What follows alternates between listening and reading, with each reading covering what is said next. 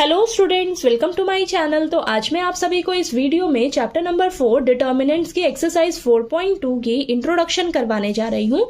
तो बेटा हम इस एक्सरसाइज में एरिया ऑफ ट्राइंगल पढ़ेंगे कि कैसे area of triangle find out करना है हमें डिटर्मिनेंट की फॉर्म में। ठीक है, डिटर्मिनेंट का यूज करके कैसे आपने एरिया ऑफ ट्राइंगल निकालना है वो मैं आपको इस वीडियो में अच्छे से समझाऊंगी। तो बस आपसे एक छोटी सी रिक्वेस्ट है कि आपने वीडियो को लास्ट तक जरूर देखना है ताकि आपको ये जो कंसेप्ट है अच्छे से क्लियर हो जाए। ठीक है, तो चलिए करते हैं बेटा।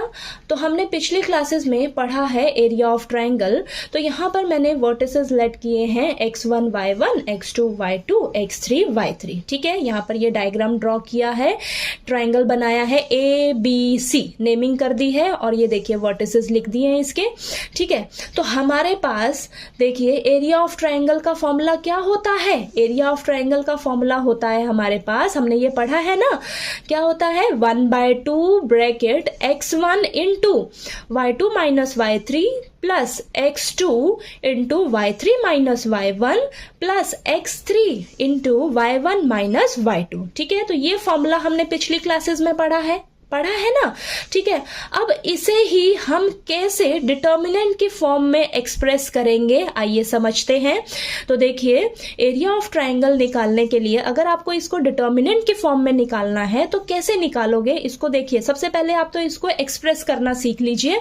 तो आपको ना हमेशा ऐसे 3 पॉइंट्स दिए होंगे। ठीक है, 3 पॉइंट्स दिए होंगे। तो यहां पर देखिए आपने सबसे पहले बाहर लिखना है 1/2। ठीक है, 1/2। अब फर्स्ट कॉलम में आपने लिखना है x1, x2, x3। ये जो x कोऑर्डिनेट है ना आपके, तो इन्हें आपने ये कॉलम वाइज लिखना है फर्स्ट कॉलम में। ठीक है, अब सेकंड कॉलम में आपने y कोऑर्डिनेट्स लिखने हैं, तो y1, y2, y3। ठीक है, और ये लास्ट थर्ड कॉलम में आपने लिखना है 1, 1, 1 हमेशा। ठीक है, हमेशा। तो यहां पर देखिए आपने यहां पर एक्सप्रेस कैसे करना है डिटर्मिनेंट की फॉर्म में इसे। तो देखिए लिखना है सबसे पहले 1/2, then x1, x2, x3, then next column में y1, y2, y3, then next last column में 1, 1, 1। ठीक है, समझ आया ये। ठीक है, अब चेक करके देख लीजिए, एक बार चेक करके देख लीजिए।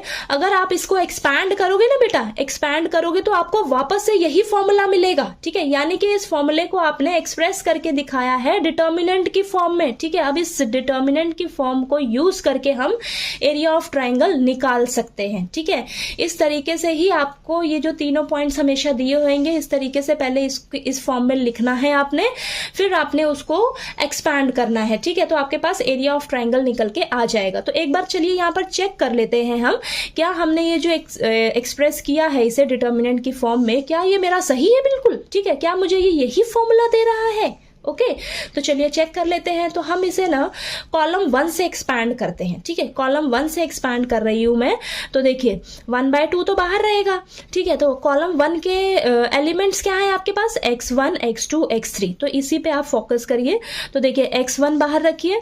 अब ये x1 कहाँ है, फर्स्ट रो फर्स्ट कॉलम में, डिलीट कर दीजिए। ये 4 एलिमेंट्स बचे, इसको आप 2/2 ऑर्डर के डिटर्मिनेंट में लिख लीजिए। नेक्स्ट, अब ये वाला आपका प्लस का रहेगा, ये नेक्स्ट माइनस का रहेगा। तो माइनस का x/2 बाहर रहेगा, सेकंड रो फर्स्ट कॉलम में रहता है, तो इसे डिलीट कर दीजिए। आपके पास अंदर क्या बचेगा, y1 1 और y3 और यहाँ पर 1। ठीक है, ये लिख लिया। नेक्स्ट ये पॉजिटिव का रहेगा, तो पॉजिटिव का x3 अंदर क्या रहेगा, देखिए first column last row delete कर दीजिए, तो अंदर ये 4 एलिमेंट्स रहेंगे आपके। ठीक है, अब इसे चलिए सॉल्व करिए। देखिए 1/2 बाहर और ये x1 ऐसे बाहर, और यहाँ पर क्रॉस मल्टीप्लाई करिए। क्रॉस मल्टीप्लाई करोगे तो y2 बीच में माइनस का साइन और ये y3। ठीक है, यहाँ पर माइनस, ठीक है, x2 अंदर क्रॉस मल्टीप्लाई करिए, y1 माइनस y3 आ जाएगा, प्लस x3 अंदर आ जाएगा आपके पास y1 माइनस y2। ठीक है, तो देखिए लगभग हम यहाँ तक पहुंच गए हैं, लेकिन यहाँ पर आपके पास माइनस का साइन है। तो मैं यहां से क्या कर रही हूं, माइनस को ना कॉमन ले लीजिए। माइनस को कॉमन लोगे तो यहां पर देखिए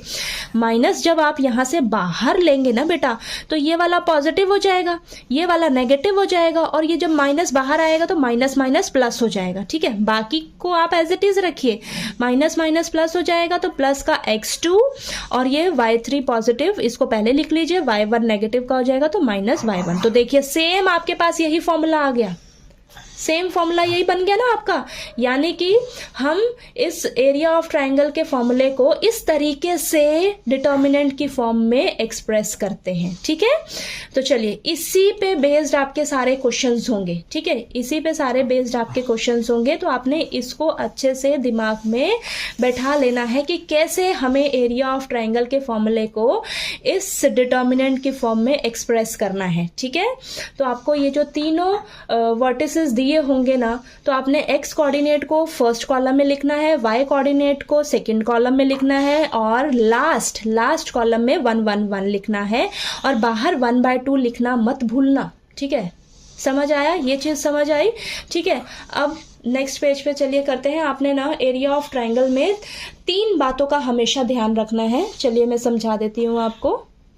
अब वो 3 इंपॉर्टेंट पॉइंट्स कौन कौन से हैं, इन तीनों पॉइंट्स का आपने बहुत ही अच्छे से ध्यान देना है। देखिए, जब भी आपने यहाँ पर देखिए लिखा है, since area is a positive quantity we always take the absolute value of the determinant. यानी कि जब भी आपने इस फॉर्मूले का यूज करना है, तो जो डिटर्मिनेंट की वैल्यू आएगी ना आपके पास, वो आपने हमेशा पॉजिटिव कंसीडर करनी है। ठीक है, पॉजिटिव कंसीडर करनी है, क्योंकि जो आपका एरिया होता है वो हमेशा पॉजिटिव होता है बेटा।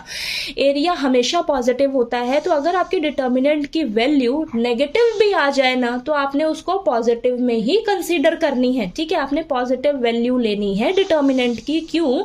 क्योंकि आपका जो एरिया होता है वो हमेशा पॉजिटिव होता है। ठीक है, अब नेक्स्ट पॉइंट है, अगर आपको एरिया गिवन होगा, अगर आपको एरिया गिवन होगा ना बेटा, अगर आपको एरिया गिवन होगा, तो आपने डिटर्मिनेंट कैलकुलेट करने के लिए पॉजिटिव और नेगेटिव वैल्यू दोनों लेनी है एरिया की। मान लीजिए आपको एरिया दे रखा है 12, ठीक है, 12 दे रखा है, तो आप +12 -12 दोनों कंसीडर करोगे डिटर्मिनेंट कैलकुलेट करते समय। ठीक है, ठीक है, अगर आपकी डिटर्मिनेंट की वैल्यू नेगेटिव आ जाती है तो आपने पॉजिटिव लेनी है। ठीक है, पॉजिटिव कंसीडर करनी है। ठीक, एरिया क्योंकि हमेशा पॉजिटिव रहता है। ठीक है, सेकंड बात है कि अगर आपको एरिया ही दे दिया जाए, एरिया ही गिवन है, ठीक है, कुछ भी एरिया दिया है, तो आपने डिटर्मिनेंट कैलकुलेट करते समय एरिया पॉजिटिव नेगेटिव दोनों ही लेकर चलना है, दोनों ही लेकर क्वेश्चन को सॉल्व करना है। ठीक है, अब लास्ट थर्ड पॉइंट क्या है आपके पास, ये जो अगर आपका एरिया ऑफ ट्राइंगल जो है वो 0 हो जाएगा। कब? जब आपको वो तीनों पॉइंट्स जो हैं आपके, जब वो तीनों पॉइंट्स अगर कोलिनियर पॉइंट्स होंगे ना बेटा, अगर ये तीनों पॉइंट्स आपको जो दिए होंगे, अगर वो कोलिनियर पॉइंट्स होंगे, तो जो आपका एरिया ऑफ ट्राइंगल होगा वो क्या होगा? 0 होगा। तो इस बात का भी आपने ध्यान रखना है, ये क्वेश्चन में काम आएगा। कोलिनियर पॉइंट्स वो पॉइंट्स होते हैं जो एक ही लाइन पर लाई करते हैं, यानी कि जो एरिया ऑफ ट्राइंगल के जो तीनों पॉइंट्स हमें दे रखे हैं, वो मान लीजिए आपके तीनों एक ही लाइन पर लाई कर रहे हैं। ठीक है, एक ही लाइन पर तीनों पॉइंट्स लाई करेंगे, तो वहां पर तो एरिया ऑफ ट्राइंगल आपका 0 होगा ना बेटा। ठीक है, तो बस आपने इन तीनों पॉइंट्स का ध्यान रखना है एरिया ऑफ ट्राइंगल कैलकुलेट करते समय। ठीक है, कि आपने हमेशा डिटर्मिनेंट जो भी निकल कर आएगा उसे पॉजिटिव कंसीडर करना है, क्योंकि एरिया आपका पॉजिटिव होता है। और अगर आपको एरिया दिया हुआ है, ठीक है, एरिया गिवन है, तो डिटर्मिनेंट कैलकुलेट करते समय आपने एरिया जो है पॉजिटिव नेगेटिव दोनों लेकर चलना है। ठीक है, और अगर आपके तीनों पॉइंट्स जो हैं वो अगर कोलिनियर पॉइंट्स हैं, तो आपका जो एरिया ऑफ ट्राइंगल होगा वो क्या होगा? 0 होगा। ठीक है, तो चलिए आपको ये जो कंसेप्ट है एरिया ऑफ ट्राइंगल का अच्छे से समझ आ गया होगा। अगर आपको ये अच्छे से समझ आ गया है तो प्लीज़ मेरी वीडियो को लाइक कीजिए, शेयर कीजिए और ज़्यादा से ज़्यादा सब्सक्राइब कीजिएगा मेरे चैनल को। Thank you so much.